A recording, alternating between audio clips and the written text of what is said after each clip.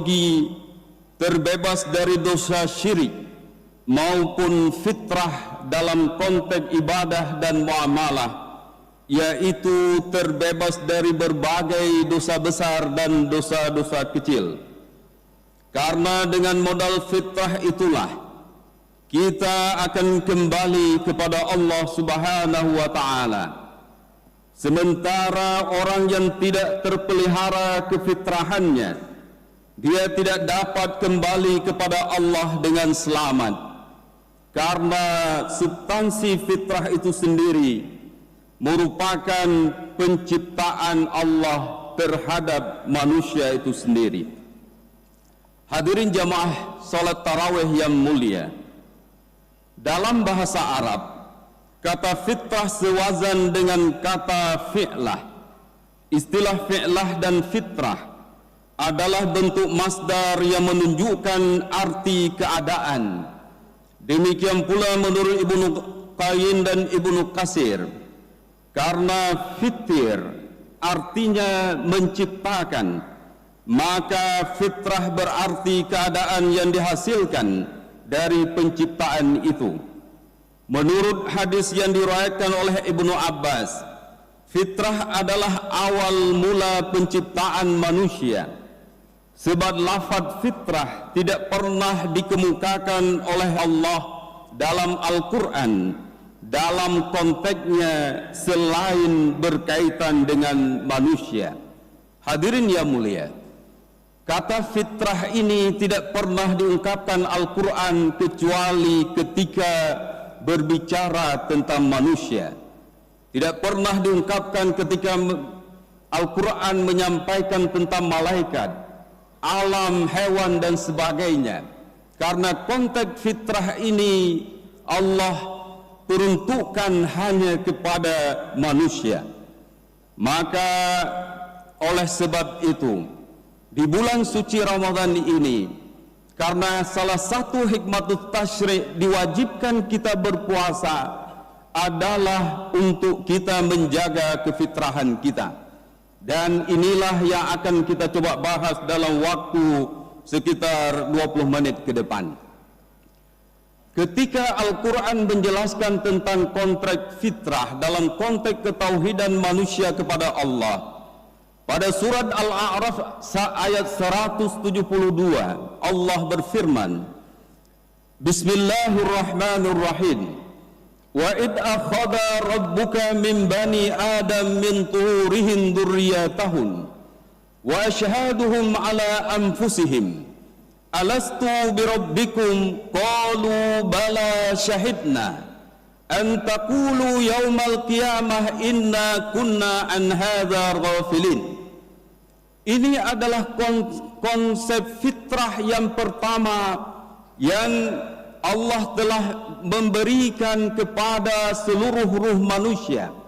Ketika di alam ruh, ketika ruh kita seluruhnya ruh manusia ini telah disumpahkan oleh Allah, qul alastu birabbikum, Allah mengatakan, bukankah aku ini Tuhanmu?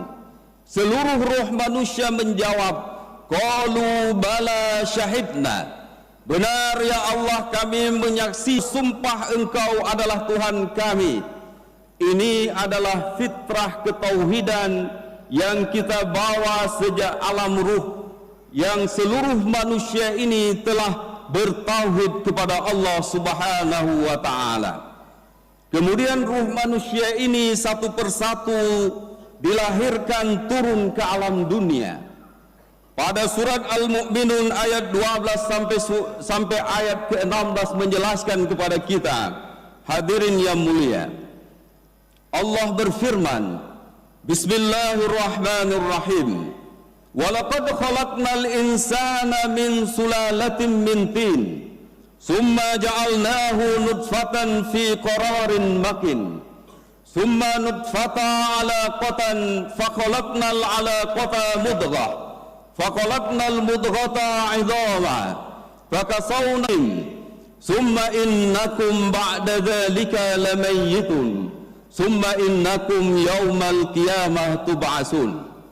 pada surat Al-Mu'minun ayat 12 sampai 16 ini menggambarkan kepada kita jamaah yang mulia, ruh kita yang asalnya berasal dari sisi Allah, kemudian satu persatu dilahirkan ke alam dunia ini melalui proses biologis.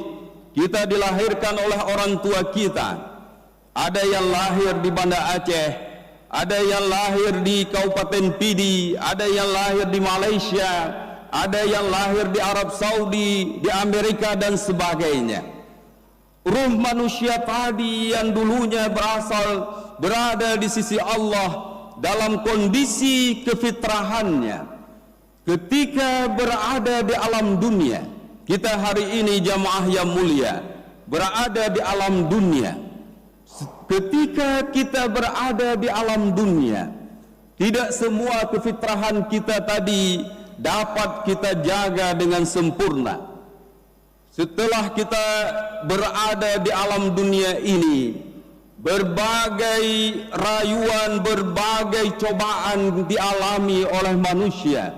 Maka ketika dia berada di alam dunia ini, ada yang kembali menjadi kufur, kembali menjadi musyrik, ada kemudian menjadi ateis, ada kemudian menjadi Nasrani, Yahudi dan sebagainya. Ada yang melakukan dosa besar, ada yang fasik, munafik, ada yang berzina dan sebagainya. Maka kesucian kefitrahan kita ketika berada di alam dunia ini tidak ada jaminannya kita kefitrahan itu bisa kita pertahankan. Hal ini sesuai dengan sabda Rasulullah sallallahu alaihi wasallam yang diriwayatkan oleh Abu Hurairah. An Abi Hurairah radhiyallahu anhu qala qala an-nabi sallallahu alaihi wasallam kullu mauludin yuladu 'alal fitrah fa abawahu yuhawwidanihi aw yunassiranihi aw yumajjisanihi. Hadis ini menggambarkan kepada kita manusia ketika berada di alam dunia ini, ada yang kemudian menjadi Yahudi kembali, ada yang kemudian menjadi Nasrani, Majusi dan sebagainya. Maka kemudian atas rahman dan rahim Allah, kita umat Islam kemudian diwajibkan Allah memuliakan, menurunkan syariatnya berupa puasa Ramadan kepada kita hadirin yang mulia. Setahun sekali kita berpuasa Ramadan. Harapan kita dengan benar kita berpuasa tersebut, maka kefitrahan kita ketika berada di alam dunia ini diharapkan betul-betul terjaga, baik secara teologi kita tidak menjadi musyrik, baik secara ibadah dan muamalah kita dosa kecil. Karena pergantian setiap tahun ada puasa Ramadan, dan kalau puasa Ramadan ini betul-betul kita isi dengan baik, maka kefitrahan kita akan terjaga. Ketika Al-Quran misalnya pada surat At-Tin menjelaskan laqad khalaqnal insana fi ahsani, kesempurnaan manusia dibandingkan dengan makhluk lain, karena makhluk-makhluk yang lain diciptakan dalam kondisi fisiknya yang tidak berdiri, tegak dan sebagainya. Manusia diciptakan kepalanya ke atas, kita tegak dengan kaki, dan itu sebahagian secara fisik dianggap oleh para mufassir ini adalah juga kesempurnaan yang namanya manusia. Namun hadirin yang mulia, dalam ayat ini kesempurnaan manusia itu disebabkan, ada juga yang menjelaskan karena manusia memiliki 3 unsur. Ada unsur hewani pada diri kita, ada unsur insani pada diri kita, ada unsur ilahi pada diri kita. Unsur hewan pada diri kita adalah kita makan dan minum, kita tidur, kita berkeluarga, kawin dan sebagainya, berpakaian, punya rumah dan sebagainya. Ini adalah unsur hewan yang ada pada diri kita. Kemudian unsur insan yang ada pada diri kita. Kita terkadang marah, terkadang takabur, terkadang kita ini memiliki sifat yang sabar, kemudian saling tolong-menolong dan sebagainya. Ini adalah sifat insan yang ada pada diri kita.